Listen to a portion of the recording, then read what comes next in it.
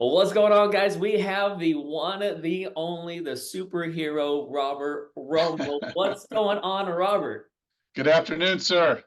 Man, I'm Good to so be here. I've been looking forward to talking to you for a long time. I look up to you, and if I could be half of who you are when Uh, I'm all grown up, I'm going to be pretty well off. So, I feel the oh, same about you.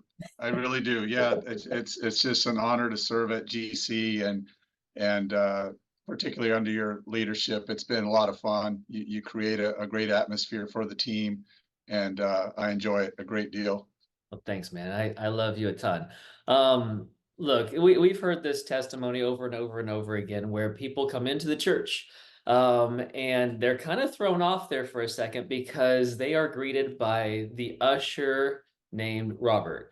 And we've had people write in about this, and they're just like, I love this guy. He just really made me feel at home.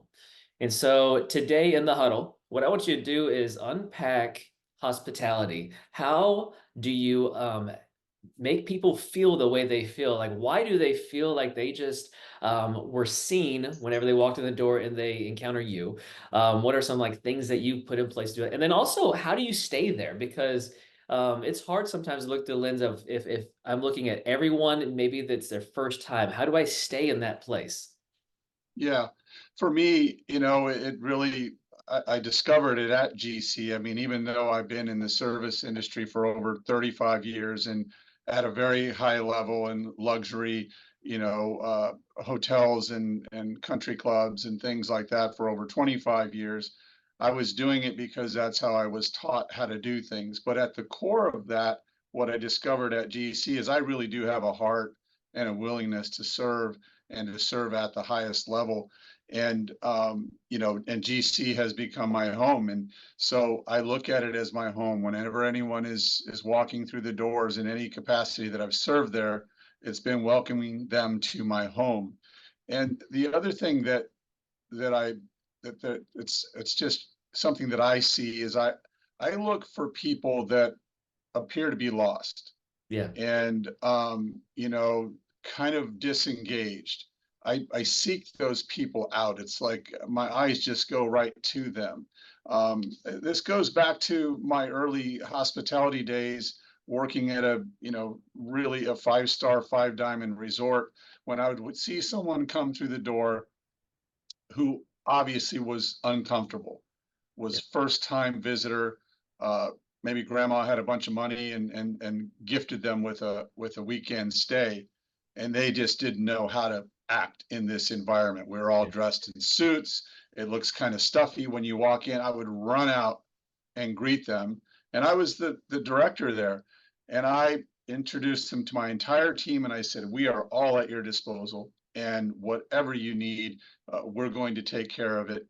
And so I always have gravitated towards those that just seem lost or disengaged and try to not overwhelm them, but kind of meet them where they are.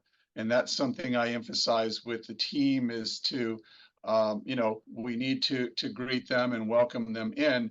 But sometimes there's the guy or the girl who is kind of like, stay away.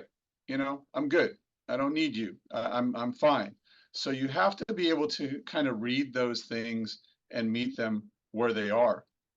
Um, Something that really God just gave to me more recently is because I was sharing this with one of the newer ushers on the team that I view what I get to do as a privilege. Absolutely, Lori Hackpart, was one who really got me to see that we get to serve. We don't have to Yeah. serve. We get to serve. And look, So hey, we got there's like God, and then there's Lori's. I mean, she's I mean, yeah. like she's right there. Absolutely. Yeah, she's absolutely one of my favorites. So I look at it like this, at least from an usher's point of view, I see, we have this amazing parking team and they get that opportunity to be the first face that they see. So that person steps out of the car, they walk them across the street, and then they meet the amazing greeter team and they come in and then maybe, they stop for the coffee bar or drop the kids off. But for that person who doesn't know why they're there today and is not sure, how they got there or why they're there, um, it's pretty easy to get past the parking team and past, the greeters, and now you're in the lobby. You can kind of get lost. It's kind of like those old days when I used to go in the bar and just kind of stand in the back with a drink in my hand, didn't know anybody in there, just trying to like be blend in. They Yeah. can do that, but that last step of walking into the auditorium can be a scary one for somebody. Yeah. So we stand at that gate, welcoming them in, and trying to, meet them where they are. And I take that very seriously. So I just think that's a special privilege that we have on the usher team. When I used to just look at it as, we have all these tasks we have to complete, and looking at it as a job, when we want them to meet the Holy Spirit today. And I don't care who's delivering the message, who's on the worship team today. None of that matters. It doesn't matter what's going out in the lobby. We have cupcakes, donuts, whatever it is.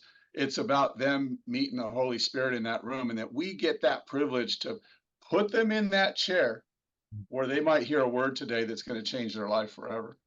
It's so good. What came to my mind when you were saying all that. So going back to your days with the hotels and all this, people walking in and you said maybe they aren't used to that environment and maybe grandma gifted them this place. And so they're in an environment that they're not sure what they think about it. They haven't been in this environment before, and so that is already so uneasy. But you kind of hit it right on the head with people do the same thing with church. They're walking into that auditorium for the first time, and why it's important, I think, for you and for the team and for others, for all of us to kind of meet the person where they are, is because we don't know their background. I mean, my goodness, if you came from a Catholic background and you walk into now the auditorium's like dark and there's lights and like what is Yeah, happening, and LED screens, or maybe you came from a bigger church and now ours feels small, because well, gosh, yeah, I can see all the people and I can't hide as easily, or there's a lot of different backgrounds that you might be walking into, even unchurched or whatever, dechurched. You're walking into this environment, and it's so important for all of us to remember that it might be their first time, and it's just so uncomfortable sometimes on your first time. We gotta help take that away for them. yeah. And first time, or something's going on, and Yeah. something happened just this morning, or they just got bad news from whatever, so they're carrying that in there, and you don't know where they are. I mean, there was a guy recently, and I saw him, and I was kind of joking with him because I see him all the time, and he didn't respond like he normally does. And I said, "Hey, what's going on?" And he's like, "I just got diagnosed with cancer." Mm. Whoa, Yeah. that was heavy. So I had to like make an adjustment there. I was being a jokey, friendly guy that I know him well, and but didn't know that. And so again, but he showed up. Yeah. He showed up because he knew that's where he needed to be Yeah. on that Sunday. So it's just those opportunities that you get, and sometimes you just you got to just be quiet.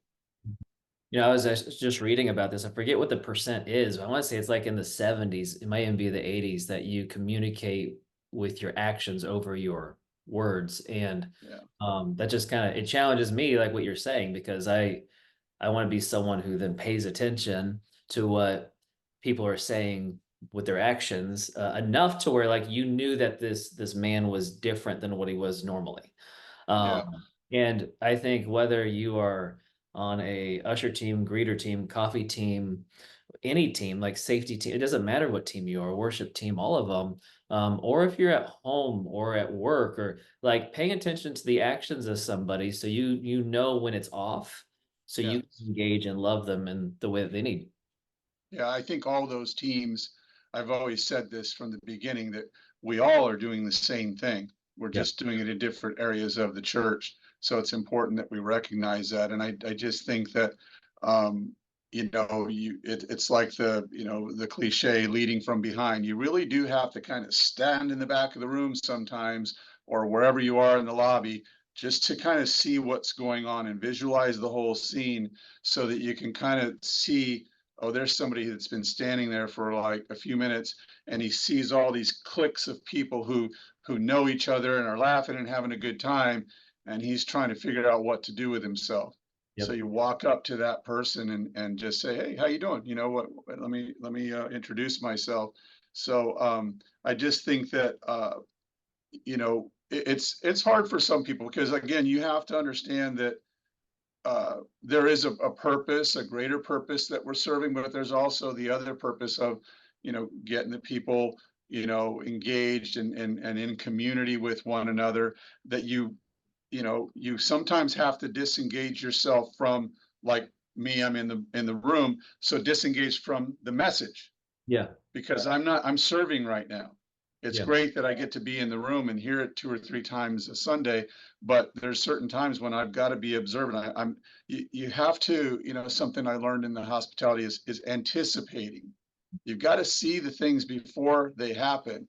You know, Yeah. right away I can see when someone's standing up, so I know they're going to start walking towards the back of the room. I'm going to open the door for them. Or the mom who's fussing with the baby and is not sure, so I go up and start to, you know, give her some coaching on like what she can do to get herself out of the room and you know, engage, not disrupt the room, and take care of the baby. Yeah. So Yeah. those, you know, I've got some coaching from you on that because those are difficult situations, but you know, there's a way to do it and make them still feel, you know, unoffended by it. Yeah, absolutely. I mean, like you said, it's paying attention to people and then leading them in a respectful and loving way. Again, you talked about people who, like, if you just take a step back and look in the room, the lobby or any room that you're in, whether even at work, you could be doing this. Look at a room and pay attention to who's in it and what they're doing, what their actions are. That triggered a memory. When I was a youth pastor, I used to talk about the invisible student.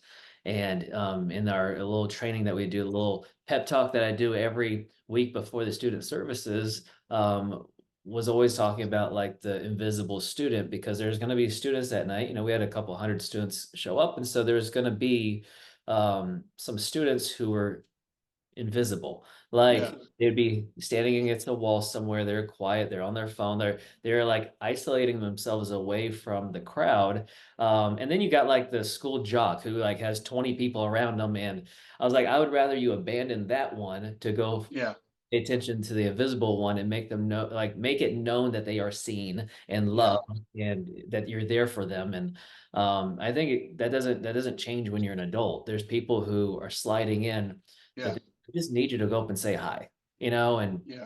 start up a conversation. So And I still remember my first time and how overwhelming it was for me yeah, going to Generation Church. I mean, I'd never been to anything like it before. So it didn't seem real. You yeah, know, people were over the top friendly, smiling and having a great time. And there's no way this is genuine. yeah, And then you go in and then there's this loud, you know, rock music playing that is unlike anything I had ever experienced. So it's a sensory overload, yeah, and some people don't respond well to that. So you know, I try to soften those things when I recognize that someone's just kind of like, okay, this is there's a lot going on here. yeah, So I try to like soften that as much as I can to come to them in a different you know, at a different level. But yeah, I like to say, you know, to someone who's coming for the first time, you know, I don't talk about how great our pastor is, how great our worship team is. You know, I talk about how this is a safe place yeah. and That's that what. the Holy Spirit is in this house, and you are in a really safe place because that's what I feel. Yeah, It's my safe place. And I just want them to be welcome. You know, I show them where the bathrooms are and the simple things like that. But it's really just like relax, you know, sit wherever you want. There's going to be an amazing message that's delivered today, and I hope that you hear something in that. And that's really how I leave them. So yeah, it's just it really, to me, it's as you're serving, you got to be observant. you got to anticipate. You know, you got to be looking for. You got to smile Yeah. and engage with them. You know, look at them in the eye and shake their hand. You know, I'm one who likes to hug everybody, so careful with that. But and it's the most fun because you can, you know, that might be the only smile they see today. You know, who knows what they're going? They might be going home alone and into a world of depression, or whatever. You know, to just pick them up, even if it's just for that hour that they're there today, to just make a difference. And that's, you know, that goes back to my service training, is like, you know, try to give them a memorable experience. That's really what we're trying to do. And yeah, it's awesome, man. It's really an awesome opportunity to serve and at this church and with this family. Well, that's why Nothing like I love you. it. You are awesome. Well, Robert, thank you for today. Thank you for Yeah, sharing that. I mean, honestly, it's challenging because, we're interviewing all of these different people who have very obvious gifts and talents, and show them on the regular. And it's just a chance for us to learn from all of you. And so thank you for challenging us to look at each person different and pay attention. yeah. Thank you, Mike. Appreciate you. Love you all. All We'll right.